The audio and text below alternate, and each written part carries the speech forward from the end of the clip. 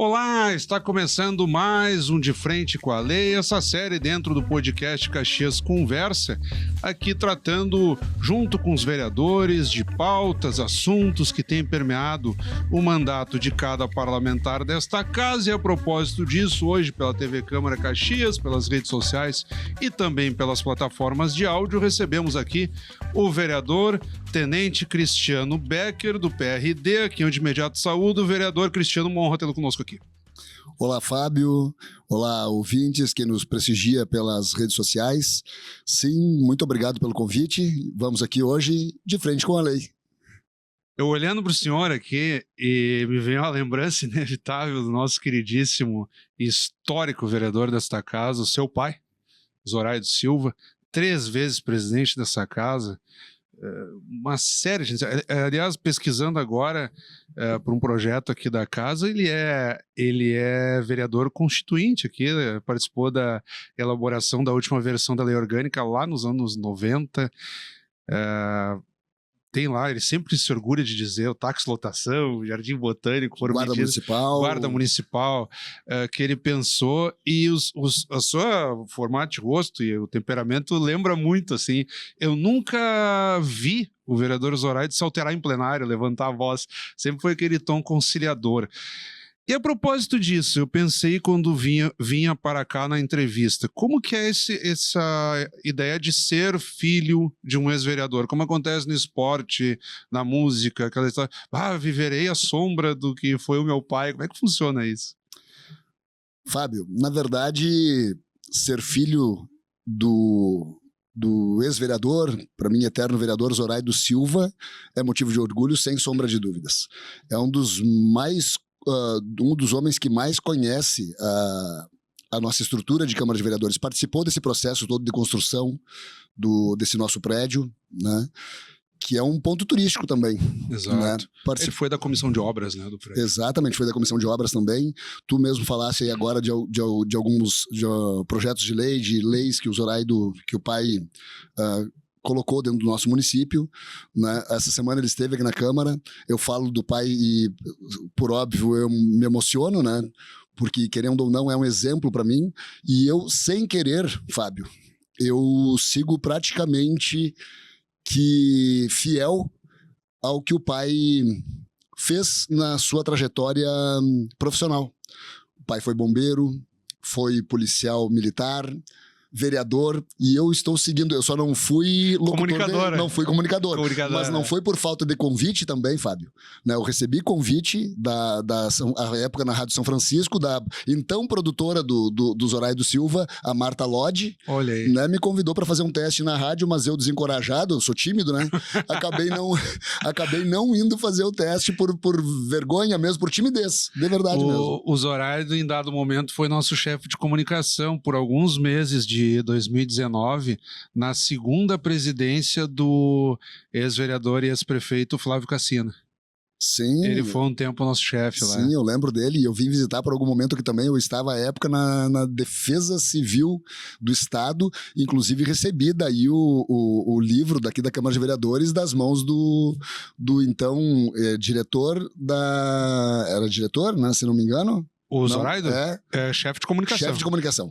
Nós fizemos naquela oportunidade um livro alusivo aos 127 anos da Câmara. Exatamente, esse livro mesmo que eu recebi das mãos dele aqui na Câmara de Vereadores. Foi uma solicitação do então presidente Flávio Cassino, nós lançamos na Festa da Uva naquela oportunidade, em 2019. Isso mesmo. E Fábio, tu começaste aqui no início da conversa falando desse tom conciliador do vereador Zoraide Silva, né? Do Zoraide Silva, que é um camarada, assim, o meu pai, que eu tenho eu acompanho muito ele, por óbvio, né? Apesar de não ter vindo muitas vezes aqui na Câmara de Vereadores, enquanto eu era servidor público também, militar, né? Mas esse tom conciliador, eu acho que a gente traz daqui a pouco um pouquinho da nossa criação, mas o militarismo, a brigada militar, ele traz isso muito pra gente, né? No momento que eu vou atender uma ocorrência lá e tenho os conflitos, a nossa ideia e é o nosso foco maior é chegar de uma forma conciliadora para resolução do conflito. Tem um passo a passo, não é chegar agredindo. Exatamente, tem um passo a passo, é o chegar, o respirar, tentar conciliar de uma forma que as partes se entendam. Daqui a pouco, se tiver que fazer os encaminhamentos para a polícia civil, enfim, vai ser dados encaminhamentos, porém o nosso primeiro embate sem sombra de dúvida, é a conciliação. E aqui na Câmara de Vereadores, o Zoraido, o pai, ele trabalhou na mesma linha. E eu trabalho na mesma linha. Você não vai me ver eu fazendo um discurso muito mais efusivo.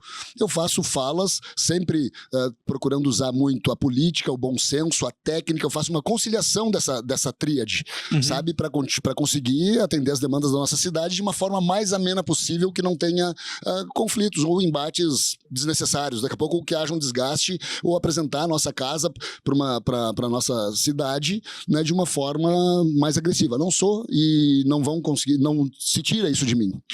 O senhor recebeu uma incumbência importante no contexto da casa já neste início de legislatura, que é presidir uma relevante comissão permanente da casa, que é a de Direitos Humanos e Cidadania. Antes de tratar especificamente do planejamento para essa atuação, eu gostaria de relembrar um pouco da sua trajetória.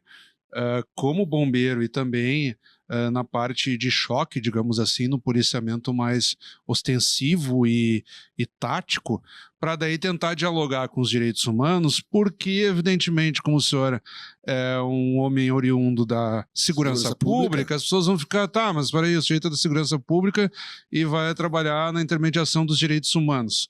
Mas o senhor também tem lá as suas peculiaridades e visões de mundo que podem convergir dentro desse aspecto. Então eu gostaria de compor esse cenário até para nós desenharmos como que se dará o senhor na presidência em conjunto dos seus colegas na condução dessa comissão que é muito relevante no contexto da casa há muitos anos. Com certeza, os direitos humanos é extremamente necessário no mundo, né, Fábio? E eu, como eu falei há pouco aqui, trabalhando usando o bom senso, a técnica e a política, né, estando muito bem assessorado também, nós vamos trabalhar para que os direitos humanos seja preservado para todo e qualquer cidadão. Independente da minha trajetória, da minha vida profissional, né, que nós também temos essas cadeiras de direitos humanos, né, eu como bombeiro, como atuei, eu não via classe social ou religiosa, né, para atender uma demanda de ocorrência. Enquanto bombeiro, se estava pegando um incêndio numa casa lá, ligou no 193, eu não vou perguntar a classe social da pessoa, qual Deus ela acredita, partido político, enfim, eu vou lá e quero atuar e sempre preservando a vida das pessoas. Função social. Sempre a função social. Né? E posterior a isso eu fui da Defesa Civil, que também atuei muito mais na região, daí responsável por 62 municípios, né, como adjunto da Defesa Civil aqui na nossa região. Apoiei a nível de estado também, em momentos de alagamento na região metropolitana, na região de fronteira, né, como nós tivemos aqui também. Tivemos também tornados, então eu apoiei muito nessa região aqui também. Né, e posterior a isso, sim, né, como comandante de uma companhia da Força Tática, que faz parte da Companhia de Operações Especiais da Brigada. Mas sempre com muita justiça, né, dentro da legalidade, né? Então eu não vejo dificuldade nenhuma hoje em estar atuando como presidente da Comissão de Direitos Humanos e Cidadania. Eu lembro que logo que eu assumi na Câmara, e aí se vão quase 15 anos, a Comissão de Direitos Humanos tinha muito um repertório de visitar presídios, ver casas de acolhimento e tal. Essa visita a presídios, ela meio que se reduziu, assim, dentro da rotina anual da Comissão de Direitos Humanos. Ela acompanha, mas já num diálogo, e isso foi se evoluindo também, não só para as condições de presídio, mas sobretudo para processos de ressocialização de apenados. Depois nós temos as casas de apoio, os abrigos, então é uma pauta muito extensa e a Comissão de Direitos Humanos ela passa a ser um ente fiscalizador, que é uma atribuição inerente ao vereador, e no sentido de acompanhar e tentar também funcionar como um mediador na qualificação dessas políticas. O que mais tem lhe preocupado nesse cenário todo? Aí nós estamos tratando de presos, estamos tratando de pessoas em situação de rua, daqui a pouco uma atenção à alimentação também. Então, é uma série de pautas que convergem e que fazem parte das preocupações anuais, na medida em que vão se alternando os membros da Comissão de Direitos Humanos. Vocês já tiveram tempo de um diagnóstico nesse sentido? Farão visitações? Como que tem funcionado isso? Por óbvio, sim, faremos visitações, né? Nós já estamos nos reunindo, temos agora para a próxima semana reunião agendada com demais membros da Comissão de Direitos Humanos, né, que nessa comissão englobam vários partidos, né, independente de ideologia partidária, como nós falamos, né, mas sim, teremos visitações. A questão dos direitos humanos, ela engloba outras tantas situações. Visitamos no outro dia uma casa onde tem pessoas com autismo, com doenças, como é que eu vou te dizer, mentais, enfim, desassistidas, às vezes pela família, às vezes pelo poder público. Então eu englobo várias questões da questão dos direitos humanos. Por óbvio, os presídios também, uma aproximação junto aos batalhões de polícia que nós temos aqui, junto à SUSEP, junto ao judiciário, e tirar nesse contexto aí a melhor forma para atender a tudo e a todos. Os direitos humanos é para todos.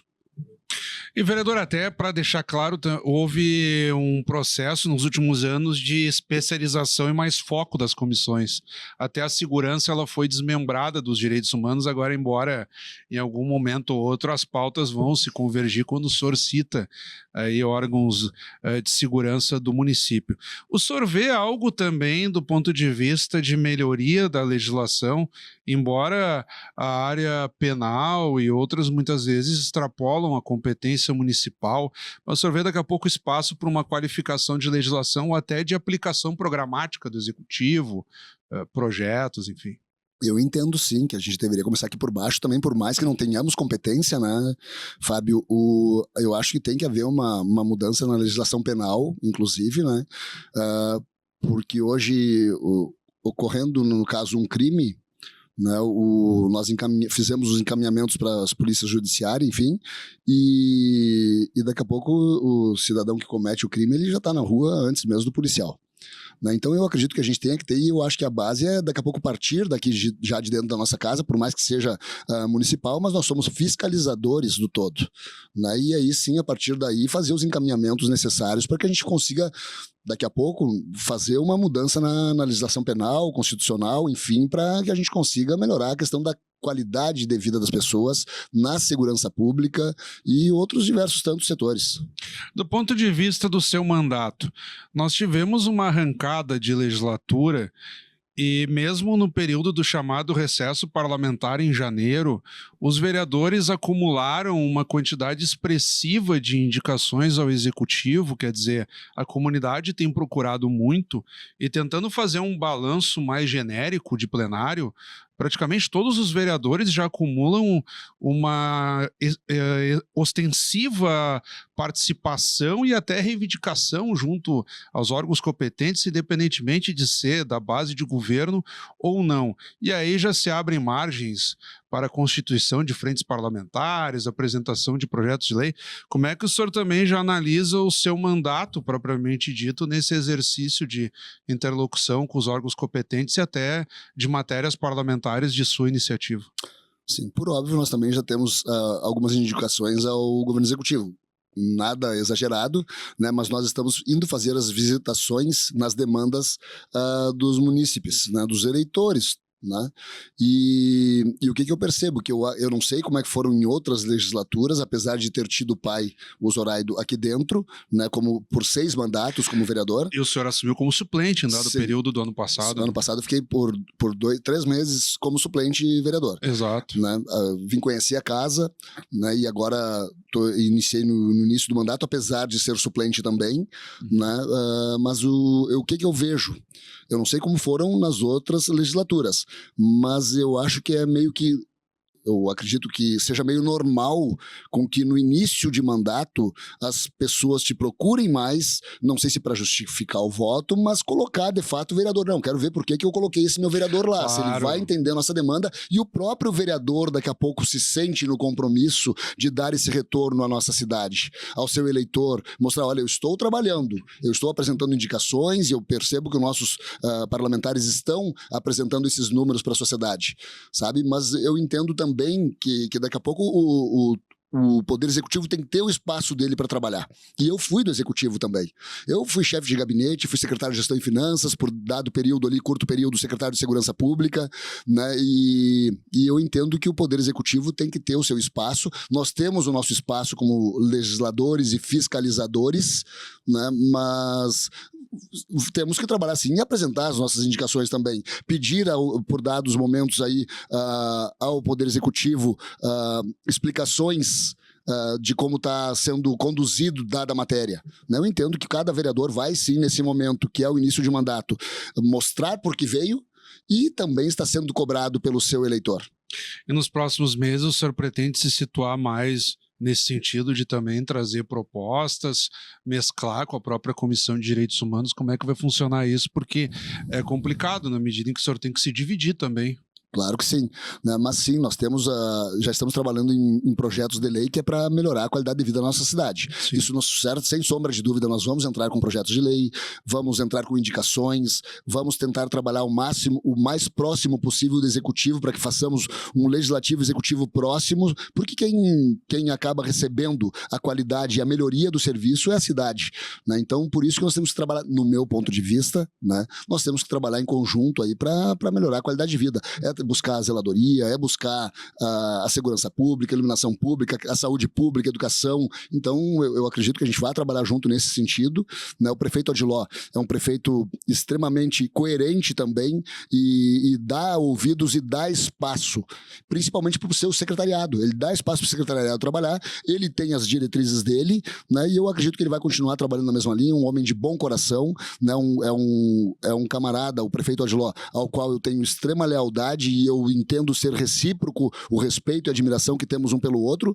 Não por nada fui o chefe de gabinete do prefeito, né? As pastas onde nós tínhamos, daqui a pouco algumas coisas que nós precisávamos reverter ali, a questão da gestão e finanças, que nós íamos passar, o prefeito me pediu, Cristiano, preciso que tu assuma por dado período a Secretaria de Gestão e Finanças, nós estamos com uma previsão de déficit de 200 milhões. Né? E terminou com superávit. Terminamos com superávit, graças ao trabalho competente da nossa equipe junto à Gestão e Finanças. 250 milhões, se eu não me engano, e foi divulgado esse número em meados ali do período eleitoral, próximo ao dia de votação, e eu lembro que eu fiz o release da prestação de contas para o site da Câmara, e printaram a matéria e isso virou debate no próprio processo eleitoral, tanto pelo candidato à reeleição, o prefeito Odiló de Domênico, agora reeleito, quanto pelos demais candidatos passaram a debater o superávit de 250 milhões. Né? Mas, enfim, esse superávit ali, nós entendemos que, à época, nós tínhamos essa previsão de déficit de 200 milhões, né? Trabalhamos junto com a equipe, chamei o economista, chamei a equipe da Gestão e Finanças e fomos trabalhando. Tivemos que cortar na carne por muitas coisas. Né? Isso eu não nego, né? Nós tivemos que cortar na carne muitas coisas, mas conseguimos passar com 180 de superávit. Era o momento que nós teríamos que fazer que foi sinalizado, inclusive, fazer um empréstimo para pagamento de 13º dos servidores. Que não precisou. Que não precisou, dado a competência tanto da Secretaria da Receita, a Secretaria da Gestão e Finanças, que trabalhamos em conjunto, era o secretário Dornelles à época, né, o diretor Micael, extremamente competente, hoje secretário, né, então em conjunto e por óbvio, por determinação do prefeito Odiló, conseguimos reverter aquela situação que seria muito ruim para o município. Da expectativa agora, claro, num cenário de situação econômica um pouco mais virtuosa, que de fato as políticas sejam melhor implementadas, inclusive fazendo eco com a própria autocrítica que o governo fez a partir do prefeito no processo eleitoral. Né? E fizemos sim, nós temos que colocar a mão na consciência, né, Fábio, e buscar sempre a melhoria da cidade. A nossa Codeca melhorou muito, né? Hoje nós temos a coleta de lixo praticamente em dia, temos caminhões novos também, a zeladoria tem melhorado também, nós temos que enfatizar um pouco mais essa questão de zeladoria da cidade, é o meu ponto de vista agora. Que agora tem uma pasta específica que é gestão urbana com o vereador dessa casa, licenciado Rodrigo Weber. Exatamente, então o Rodrigo vai trabalhar agora dentro dessa pasta e eu entendo que a gente tem que dar uma priorizada nessa questão de zeladoria da cidade, porque você chega em casa, sua casa está limpa, tu chega respirando bem, né? E nós temos que trazer o turismo para nossa cidade. E com a zeladoria, uma cidade bem iluminada, uma cidade com jardins bonitos, as praças, nossos parques bonitos, bem pintados, bem organizados, convidando o cidadão para participar de uma atividade física, uma caminhada noturna, tendo segurança pública, iluminação pública, sabe? Então eu entendo que a linha de trabalho, eu acredito que hoje deveria ser mais para cá, buscar a questão da zeladoria e mais adiante sim, daqui a pouco buscar grandes obras, nós temos que trabalhar para isso. Vereador, quando a entrevista é boa, o tempo voa. E nós estamos batendo aqui no nosso deadline, digamos assim, como se fala no jornalismo, quando se esgota o prazo.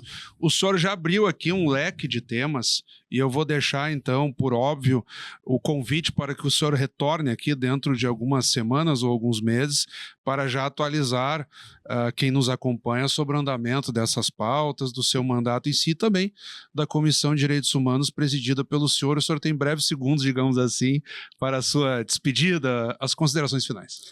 Fábio, muito obrigado. Né? Então, muito obrigado a você que acompanha nós aqui na Câmara de Vereadores. Né? Estamos todos os dias aí nas terças, quartas e quintas com sessão. Né? Eu convido a nossa comunidade caxiense a participar, prestigiar, chamar o seu vereador para conhecer a sua comunidade, né? Eu mesmo tendo trabalhado na segurança pública, Fábio, por 30 anos, eu não conheço todos os recantos da nossa Caxias do Sul. Claro. Né? Nós temos muitos quilômetros de estrada, temos muitos bairros novos, loteamentos, né? Então eu convido a você a que nos busque. Né? Não adianta só votar no Tenente Cristiano Becker, mas não convidar o Cristiano Becker a ir à sua casa. Tem que cobrar. Tem que cobrar. Cobre o seu vereador, nos chame, nós vamos trabalhar juntos, vamos atuar. Nem tudo conseguimos resolver, né, mas nós vamos fazer o possível para dar os encaminhamentos, trabalhar junto ao Poder Legislativo, junto ao Poder Executivo, para melhorar a qualidade de vida da nossa cidade, Fábio. Mais uma vez, muito obrigado, vereador.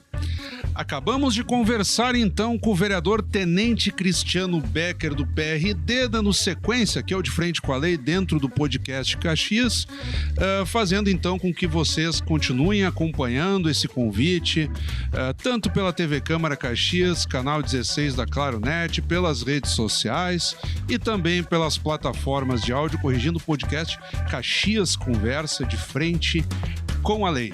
Obrigado pela audiência. Até o nosso próximo encontro.